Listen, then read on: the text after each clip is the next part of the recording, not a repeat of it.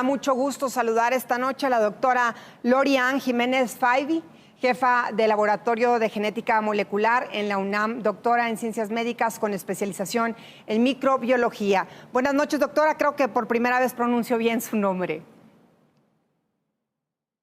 ¿Qué tal? Muy buenas noches. Muchas gracias por la invitación. Bueno, por lo menos podemos sonreír de esto porque en cuanto al panorama de COVID, doctora Jiménez Faibi, esta tercera ola se ve complicada. ¿Qué sería a lo que tendríamos que poner más atención ante el incremento de casos, sobre todo que sabemos que se da en jóvenes, que son quienes no han recibido vacuna y que además se están infectando con las nuevas cepas? ¿Y qué podría ser, digamos, la ventaja de que esta tercera ola se dé a 1 año y medio de pandemia? ¿Qué tendríamos que haber aprendido? Bueno, deberían de haber muchas ventajas en tener un repunte después de 1 año y medio de aprendizaje y 2 picos tan graves previos. Esto nos debería sentar en un panorama en donde la situación fuera bastante menos complicada porque hubo suficiente aprendizaje para resolverlo. Desgraciadamente parece que nuestras autoridades lo que no han hecho es aprender algo. Se siguen cometiendo exactamente los mismos errores y pues como dicen por ahí, ¿verdad? Si se repiten las mismas acciones, pues los resultados son los mismos.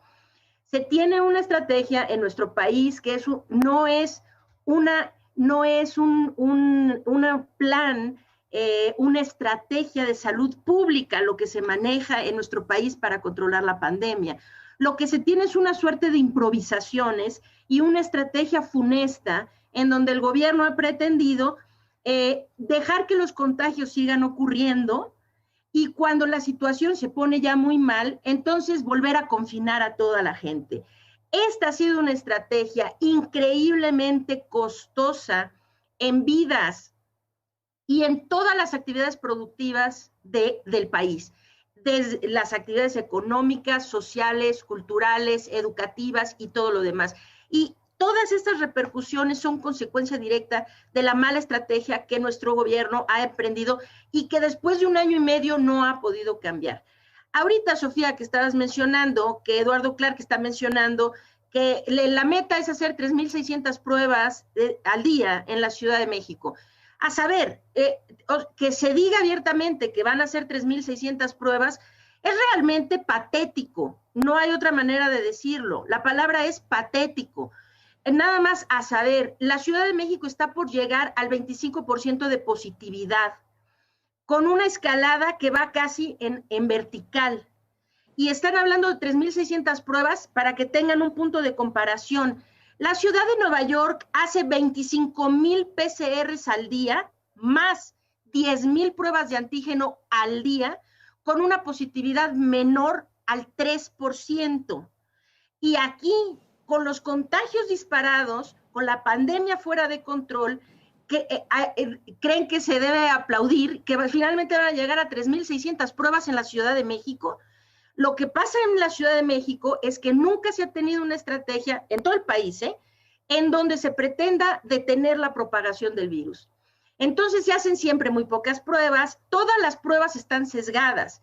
Es decir, que nuestro país nunca ha hecho pruebas a la población, es decir, nunca hemos sabido realmente cuántos contagios de COVID-19 hay en nuestras comunidades, porque nuestro gobierno, encabezada esta estrategia por el doctor Hugo López-Gatell, ha decidido que no hay que hacerle pruebas a ningún asintomático y que las pruebas deberían de ser hechas solamente a 1 de cada 10 sintomáticos.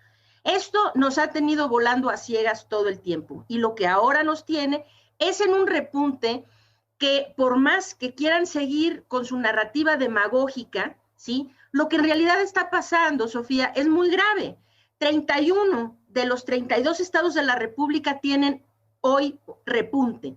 Repuntes que van desde completamente descontrolados, como los repuntes que se están observando en Baja California Sur, en Yucatán, en Quintana Roo, en Sinaloa, en Veracruz, en Guerrero, en Nayarit, en Campeche, y le puedo seguir.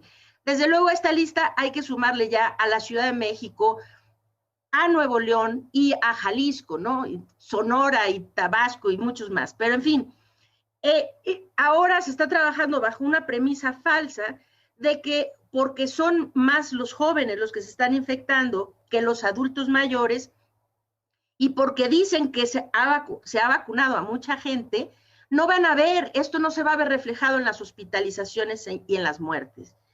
Esto, lamentablemente, es demostrablemente falso.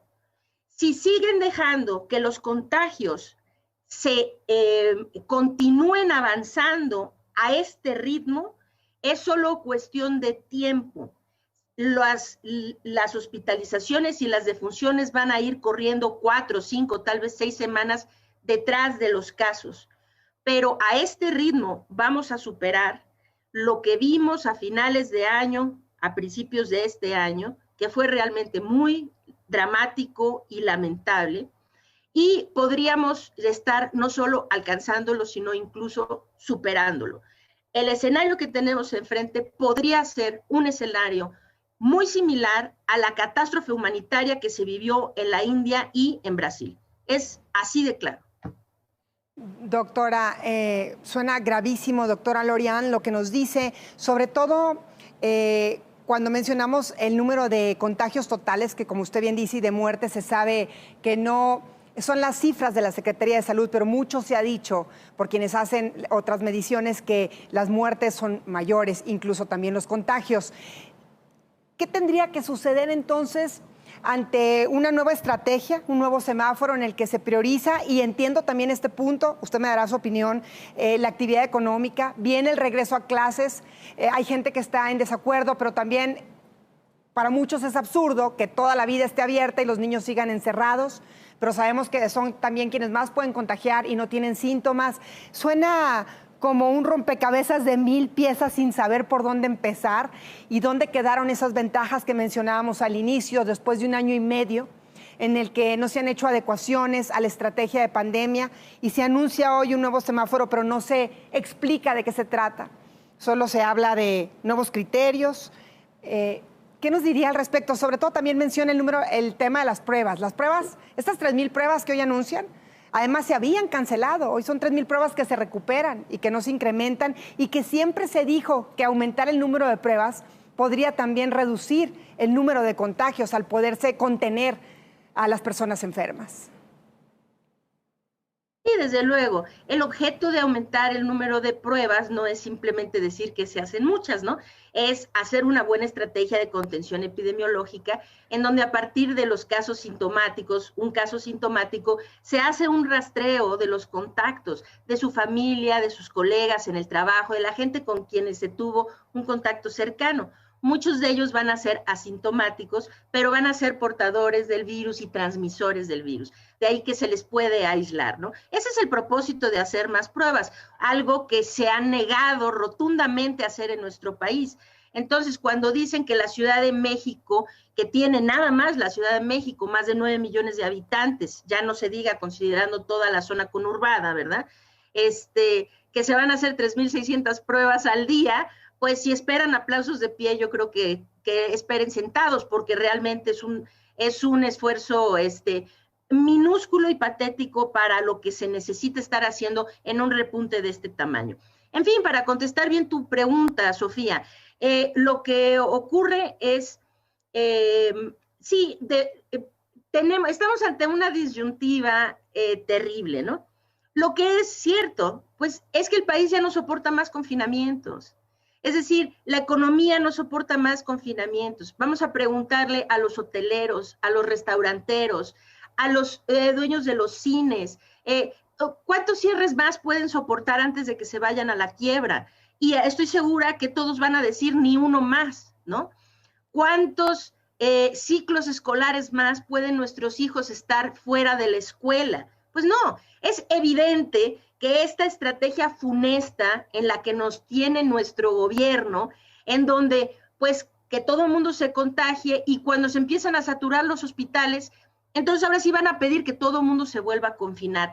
Los confinamientos no sirven para detener el problema, solamente sirven para impedir una catástrofe que ya se tiene encima. Lo que necesitamos con urgencia es optar por otro tipo de estrategia, una estrategia que realmente sea de salud pública coherente, en donde los niños puedan ir a la escuela, sí, en donde los restaurantes puedan permanecer abiertos y podamos hacer nuestras actividades sin el riesgo inminente de contagiarnos y morir. Y esto no es dependiente de la vacunación. Esa es otra narrativa falsa que se maneja, ¿no?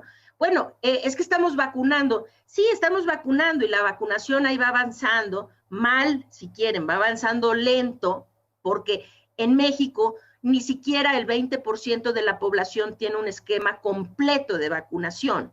Ahora circulan variantes más problemáticas como la variante Delta, que ya sabemos que evade la inmunidad de las personas que han recibido esquemas parciales de vacunación. Entonces, ahorita solamente los que tienen esquemas dobles de vacunación los podemos considerar protegidos. Desde esta óptica, más del 82% de la población mexicana no está protegida. Entonces, sí, la vacunación es algo que nos va a blindar y proteger de nuevos repuntes, y para que en esos repuntes se controle más la pérdida de vidas, se disminuya la pérdida de vidas. Pero la vacunación es algo que va a tener efecto a mediano y a largo plazo, no en el plazo inmediato como están queriendo aparentar, ¿no? Hoy también a Eduardo Clark lo escuché decir, es que ya vamos a acelerar mucho la vacunación en la Ciudad de México. Pues alguien les necesitaría decir que acelerarla ahorita mucho, ya que está el repunte en su apogeo, ¿verdad? No va a servir de nada, porque la gente no adquiere inmunidad hasta la segunda dosis y como 21 o 28 días después de su segunda dosis. Entonces, ahorita acelerar no. Necesitamos tomar las medidas correctas. Las medidas son, hay que detener la propagación del virus, hay que detener los contagios. El gobierno debe hacer lo suyo, que es lo que se ha negado a hacer durante toda la pandemia. Y nosotros, la población, jugamos un papel importantísimo y también necesitamos cooperar en este sentido. ¿Qué podemos nosotros hacer? Nosotros necesitamos protegernos a como dé lugar del contagio. Y para protegernos, necesitamos saber que este virus se respira. Este virus viaja en el aire. Entonces, toda esta faramalla de los tapetes sanitizantes y los arcos y rociar todo con desinfectantes no es la forma de cuidarnos contra COVID-19. Para cuidarnos contra COVID-19 hay que cuidarnos de la vía respiratoria, de los aerosoles en donde viaja el virus, que se generan cuando respiramos, cuando hablamos, cuando gritamos, cuando cantamos. Y estos aerosoles en espacios cerrados que no tienen ventilación se acumulan, se suspenden y viajan largo, es decir, mucho más largo que el 1,5 metros o 2 metros que dicen que es la distancia segura, ¿no? Entonces, ¿qué necesitamos? Cubrebocas de buena calidad, bien puestos, desde el puente de la nariz hasta debajo del mentón y muy ajustados a la cara. Necesitan usar cubrebocas que no permitan la salida ni la entrada de aire, pues, por ninguna parte más que por el cubrebocas en sí. El cubrebocas tiene que servir como un filtro por donde pase todo lo que exhalamos antes de que salga y todo lo que inhalamos antes de que entre. Entonces, cubrebocas, ventilar los espacios cerrados, todos los espacios cerrados, y hablamos los vagones de metro, los camiones, los microbuses, los taxis, los Uber, las salas de espera, las iglesias, las oficinas, las aulas en una escuela. Lo que requieren es ventilación. La ventilación permite que estos aerosoles infecciosos no se concentren en los espacios cerrados y entonces se disminuye el riesgo de transmisión del virus. Entonces, la mancuerna para evitar los contagios es ese cubrebocas de buena calidad, bien puesto, la ventilación de todos los espacios cerrados. Oiga, si usted toma el transporte público, exija a las autoridades en el transporte que abran esas ventanas, porque un camión con ventanas cerradas o un vagón de metro con ventanas cerradas se vuelve una caja de supertransmisión, se vuelve un sitio en donde 1 o 2 infectados sin cubrebocas pueden infectar al vagón entero, ¿ok? Entonces, ventilación, cubrebocas y evitar, desde luego, las aglomeraciones o espacios muy concurridos, particularmente si estos espacios están en lugares cerrados. Entonces, esto es lo que necesitamos hacer y claro, vacunarnos cuando nos toque. Esto es muy importante, vacunarnos cuando nos toque. Pero mientras viene la vacunación, necesitamos detener esto. Estamos viendo este repunte que podría, repito, ser más grave y rebasar lo que vimos a finales de año, principios de año, ¿no? Pero este no va a ser, no ha sido el primero, ni va a ser el último ni el más grave, si no encontramos la manera de detener la propagación del virus. Ese tiene que ser el cometido.